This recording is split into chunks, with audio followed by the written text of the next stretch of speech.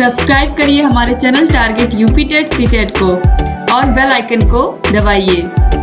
Hello दोस्तों, मैं आनंद स्वागत करता हूं आप सभी का आपके अपने चैनल और app target UP TET CTET में। दोस्तों, हम पढ़ रहे हैं आपके डीएलएड थर्ड सेमेस्टर के कंप्यूटर विषय के पवन सीरीज के अति महत्वपूर्ण क्वेश्चन जो आपकी परीक्षा में क्वेश्चन बहुविकल्पी पूछे जा सकते हैं या फिर अति लघुत्तरी में भी इनसे प्रश्न बन सकते हैं। ठीक है, तो 30 प्रश्न हमने देख लिए थे पिछले वीडियो में पार्ट 1 में। अब पार्ट 2 में हम लोग देखने वाले हैं जितने भी बचे हुए प्रश्न हैं सभी को हम लोग देख लेंगे। तो चलिए स्टार्ट करते हैं। अगर पिछली वीडियोस आपने नहीं देखी है तो नीचे लिंक डिस्क्रिप्शन में मिल जाएगा।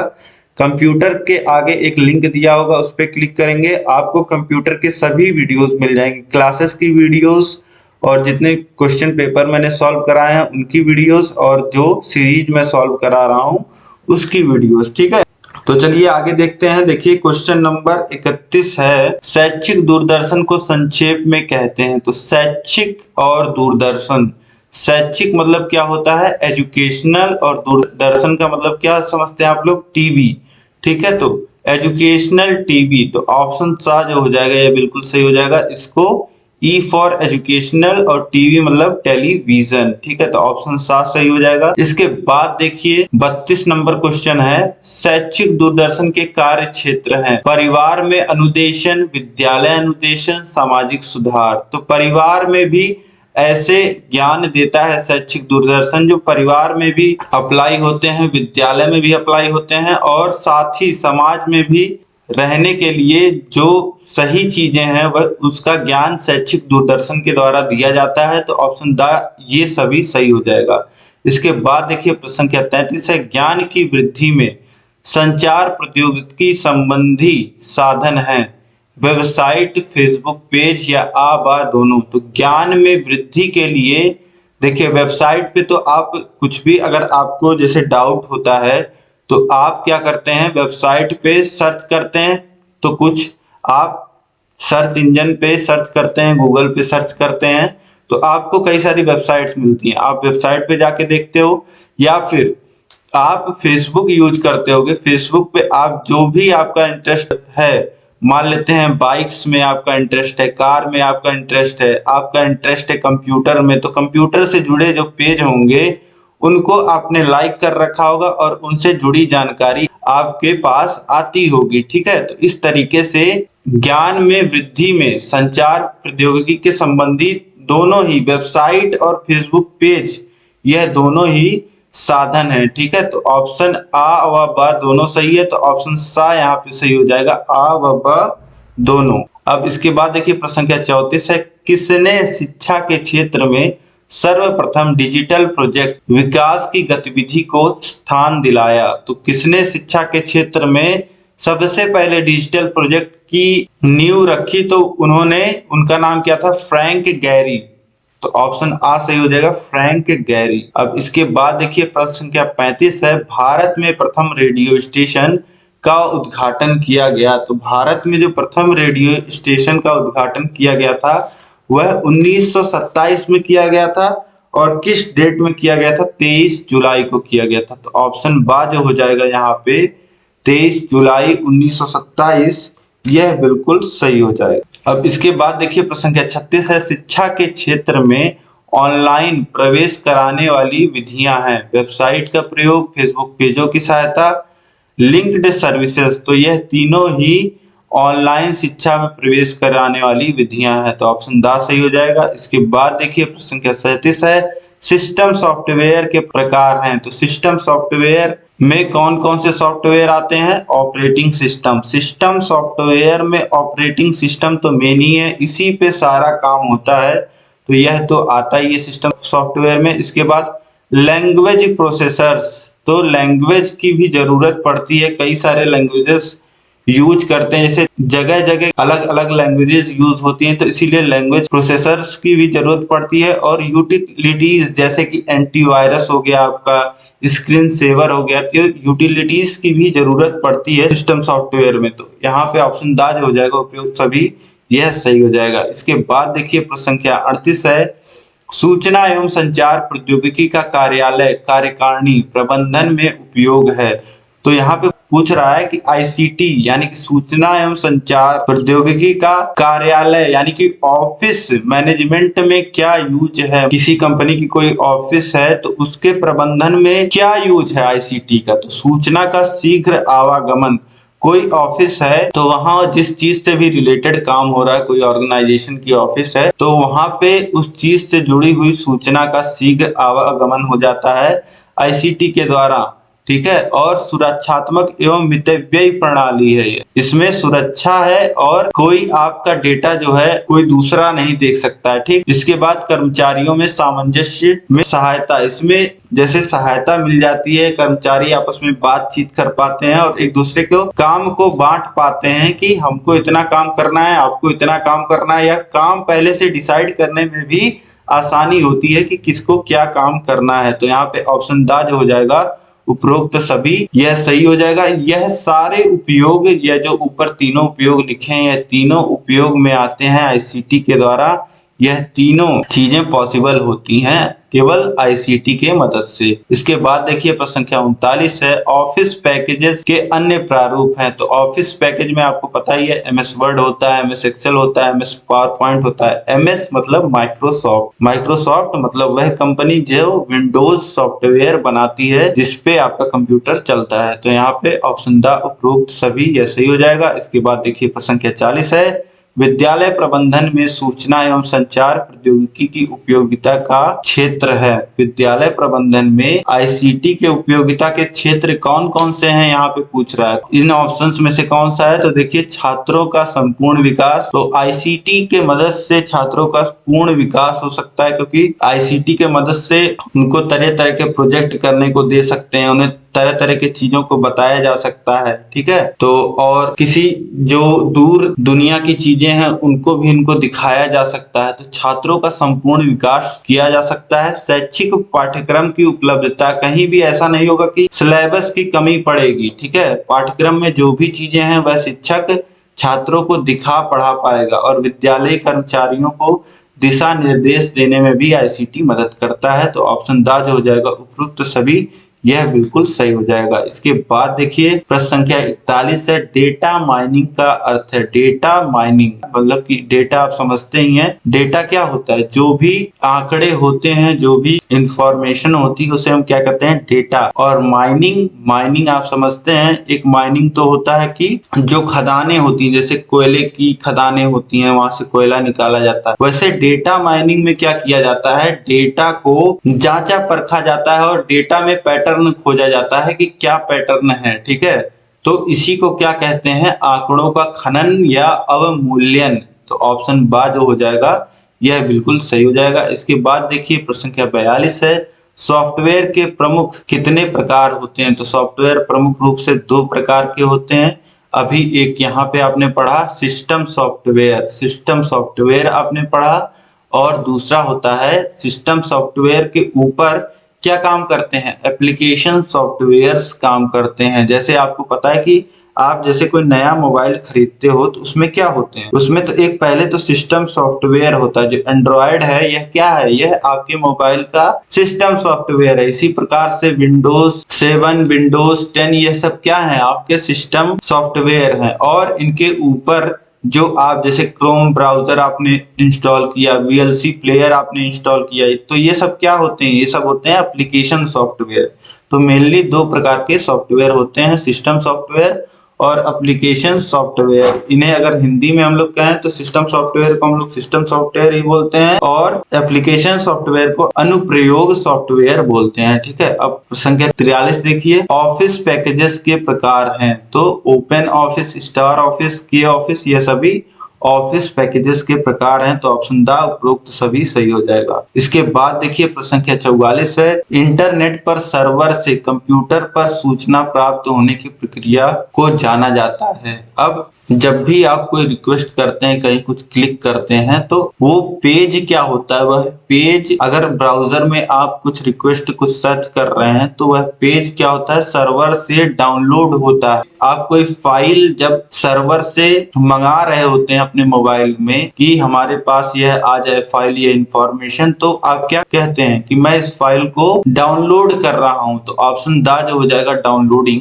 यह सही हो जाएगा। इसके बाद देखिए प्रश्न संख्या 45 है, नेट स्केप नेविगेटर क्या है? तो नेट स्केप नेविगेटर यह एक प्रकार का वेब ब्राउजर था। यह 1990 के दशक का वेब ब्राउजर है। जैसे आज आपका क्रोम है, फायरफॉक्स है और ऐसे ब्राउजर हैं आपके, वैसे ही इंटरनेट एक्सप्लोरर है। इसी तरीके से आपका नेट स्केप नेविगेटर यह क्या है? Web browser. तो ऑप्शन आ जो हो जाएगा यह बिल्कुल सही हो जाएगा। इसके बाद देखिए दोस्तों प्रश्न संख्या 46 है, वेब पर सूचना देखने के लिए हमारे पास क्या होना चाहिए? देखिए ऑप्शन आ है केवल मॉडेम एवं वेब ब्राउजर, दूसरा है डोमेन नेम एवं सर्वर, तीसरा है हाइपर टेक्स्ट होता है, हाइपर टेक्स्ट यहाँ पे लिखा है हाइपर टेक्स्ट व्यूअर।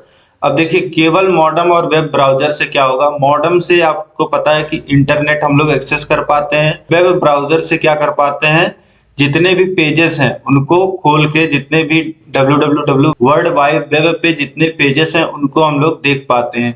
और डोमेन नेम से क्या होता है? जैसे आपके घर का एक एड्रेस है, वैसे वेबसाइट का एक नाम होता है जिसे डोमेन नेम कहते हैं। और सर्वर, सर्वर मैंने आपको बताया कि सर्वर वह कंप्यूटर है, वह स्टोरेज है जो क्लाइंट जब कोई आपके वेबसाइट पे आएगा तो उसकी जो भी रिक्वेस्ट होगी उसको पूरा करेगा। तो हमारे पास क्या क्या होना चाहिए? हमारे पास देखिए सर्वर सबसे पहले तो होना चाहिए जहां पे हम सारी जानकारी रखेंगे। सर्वर को हमें नेट से कनेक्ट करना पड़ेगा, एक नेटवर्क से, तभी उस सर्वर से कोई जानकारी कोई क्लाइंट ले पाएगा, ठीक। और हमारे पास ब्राउजर भी होना चाहिए और हाइपर टेक्स्ट व्यूअर भी होना चाहिए।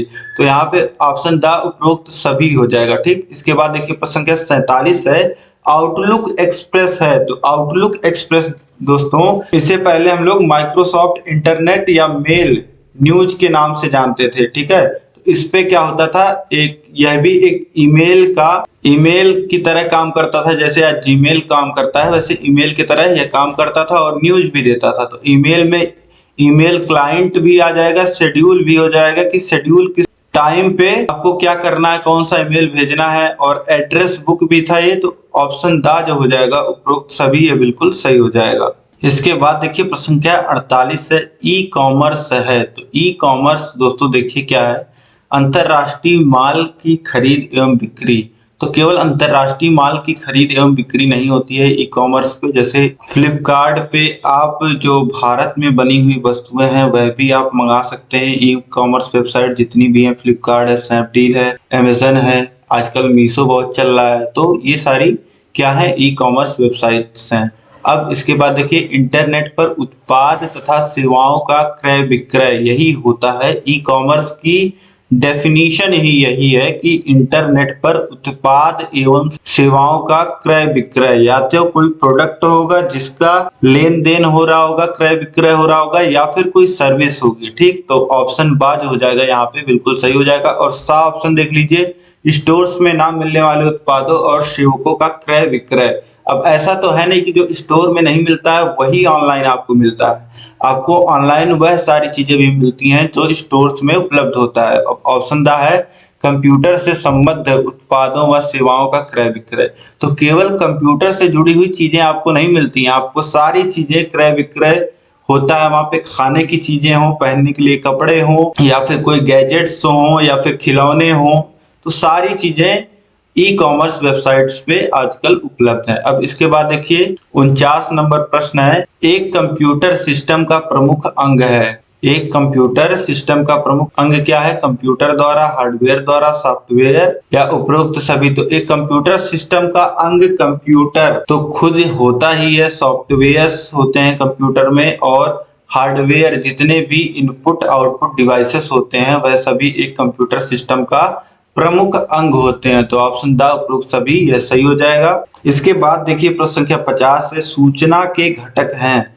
इंफॉर्मेशन के कौन कौन से घटक होते हैं? सॉफ्टवेयर होता है, हार्डवेयर होता है, या संप्रेषण होता है। तो सूचना इंफॉर्मेशन अगर हमको चाहिए होता है तो हमें सॉफ्टवेयर की भी आवश्यकता होती है, हार्डवेयर की आवश्यकता होती है, और संप्रेषण की भी आवश्यकता होती है। तो यह सारे घटक हैं सूचना के। तो ऑप्शन द उपरोक्त सभी ये बिल्कुल सही हो जाएगा। इसके बाद देखिए प्रश्न संख्या 51 है, वर्ड प्रोसेसर का मुख्य लक्षण है। एडिटिंग, फॉर्मेटिंग, सेव एवं लोड। तो वर्ड प्रोसेसर, जहां भी वर्ड प्रोसेसर, वर्ड में सारी चीजें काम होती है, एडिटिंग भी होता है, फॉर्मेटिंग भी होता है और सेव और लोड भी होता है। तो ऑप्शन द उपरोक्त सभी यह सही हो जाएगा। इसके बाद देखिए प्रश्न संख्या 52 है, पारस्परिक समूह के द्वारा द्विपक्षीय प्रसारण अथवा संप्रेषण में उपयोगी है। पारंपरिक समूह के द्वारा द्विपक्षीय अथवा संप्रेषण में उपयोगी है। अब द्विपक्षीय प्रसारण और संप्रेषण होना है तो देखिए वीडियो डिस्क लगा करके आप केवल जो वीडियो है वह देख सकते हैं, ठीक है। और टेली कॉन्फ्रेंसिंग में आप क्या कर सकते हैं, द्विपक्षीय प्रसारण हो सकता है, दोनों पक्षों में बातचीत हो सकती है। मतलब इधर से मैं अगर बोल रहा हूं तो उधर से आप भी बोल सकते हैं, यह होता है टेली कॉन्फ्रेंसिंग। कई सारे लोग होते हैं, ठीक। और दूरदर्शन केवल हम देख सकते हैं और रेडियो भी केवल सुन सकते हैं। तो इस तरीके से द्विपक्षीय प्रसारण अथवा संप्रेषण में जो उपयोगी है वह क्या है, टेली कॉन्फ्रेंसिंग। इसके बाद देखिए प्रश्न संख्या 53 है, आईसीटी का पूरा नाम है। तो आईसीटी का पूरा नाम होता है इंफॉर्मेशन एंड कम्युनिकेशन टेक्नोलॉजी। तो यहाँ पे ऑप्शन बा जो हो जाएगा वह बिल्कुल सही हो जाएगा, इंफॉर्मेशन एवं कम्युनिकेशन टेक्नोलॉजी। अब इसके बाद देखिए प्रश्न संख्या 54 है, सीडी रोम का पूरा नाम है। अब ये जितने भी प्रश्न आप देख रहे हैं सब पूछे हुए हैं, सब प्रीवियस ईयर में मैंने आपको सॉल्व कराया। तो सीडी रोम का पूरा नाम होता है compact disc read only memory. तो कहाँ पे लिखा है, ऑप्शन सा में आपको दिया है, देखिए compact disc read only memory. तो ऑप्शन सा हो जाएगा। इसके बाद देखिए प्रश्न संख्या 55 है, इंटरनेट में परस्पर लाइव बातचीत करने को कहते हैं। तो अब लाइव बातचीत जो चलती है उसे हम क्या कहते हैं, उसे हम चैटिंग कहते हैं। तो ऑप्शन दा जो हो जाएगा चैटिंग, यह बिल्कुल सही हो जाएगा। इसके बाद देखिए प्रश्न संख्या 56 है, संचार की प्रक्रिया में मूल तत्व होता है, सूचना होता है, स्रोत होता है, प्रसारण एवं प्राप्ति होती है। तो संचार, कम्युनिकेशन कहीं भी हो रहा होगा तो कम्युनिकेशन में एक इंफॉर्मेशन होगा, एक सूचना होगा, जिस टॉपिक पे बात हो रही होगी, जो इंफॉर्मेशन शेयर हो रहा होगा, और एक स्रोत होगा जहां से इंफॉर्मेशन ली गई होगी, जहां से उस इंफॉर्मेशन को दिया जाएगा, ठीक। उसके बाद प्रसारण भी होता है उस इंफॉर्मेशन का और उस इंफॉर्मेशन की प्राप्ति भी होती है। तो यहाँ पे ऑप्शन दा उपरोक्त सभी यह बिल्कुल सही हो जाएगा, ठीक। इसके बाद देखिए प्रश्न संख्या 57 है, कैल का पूरा नाम है, CAL, कैल का पूरा फुल फॉर्म होता है कंप्यूटर एडेड लर्निंग। ऑप्शन आ में दिया गया है, तो ऑप्शन आ बिल्कुल सही हो जाएगा। तो इस तरीके से दोस्तों आपके सभी जितने भी बहुविकल्पी प्रश्न पवन सीरीज में दिए थे सभी हमने यहाँ पे देख लिए, सभी सॉल्व कर लिए। अब दोस्तों आप इस वीडियो को लाइक कर दीजिए और अपने खास सभी 5 मित्रों में, खास सबसे खास जो आपके 5 मित्र हैं, इस वीडियो को जरूर शेयर करिएगा। उनकी भी तैयारी अच्छी होनी चाहिए आपकी तरह, ठीक है। तो 5 खास मित्रों में इस वीडियो को शेयर कीजिए और चैनल को सब्सक्राइब तो जरूर कर लीजिए ताकि इसी प्रकार की महत्वपूर्ण वीडियो को मिल सके। और उसके बगल सब्सक्राइब के बगल बेल आइकन होगा, वहां पे ऑल आपको सिलेक्ट कर लेना है ताकि सभी नोटिफिकेशंस आपको मिल पाए, ठीक है। कोई वीडियो आपसे छूटे ना, आपकी तैयारी पीछे ना रह जाए। अब इसी प्रकार से सभी विषय मैंने आपको गणित पढ़ा दिया, कंप्यूटर पढ़ा दिया, बाकी सब्जेक्ट्स रेनू मैम ने हैंड रिटन नोट्स के माध्यम से सब कुछ आपको पढ़ाया गया है और इम्पोर्टेंट क्वेश्चंस भी हम करा रहे हैं। तो आपके लिए हम बिल्कुल अथक प्रयास कर रहे हैं और बिल्कुल करते रहेंगे।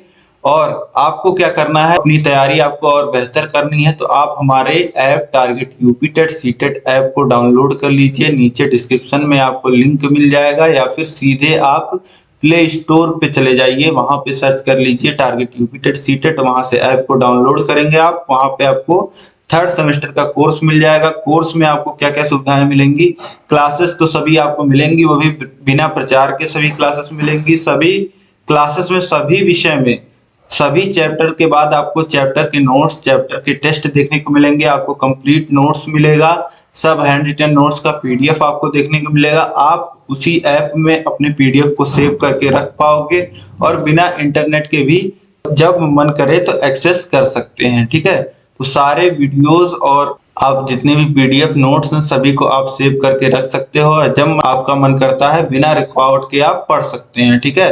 और वहाँ पे आपको मास्टर क्लासेस भी देखने को मिल जाएंगी, जो एक सब्जेक्ट को पूरा हम लोग पढ़ा देते हैं एक ही वीडियो में, वह वीडियोस भी वहाँ पे उपलब्ध हैं। ठीक है, तो बाकी इसी तरीके की महत्वपूर्ण वीडियोस भी वहाँ पे उपलब्ध हैं और वहाँ पे आप जरूर इनरोल करिए थर्ड सेमेस्टर कोर्स में। इस वीडियो में दोस्तों अंत तक बने रहने के लिए आप सभी लोग का बहुत बहुत धन्यवाद। जय हिंद।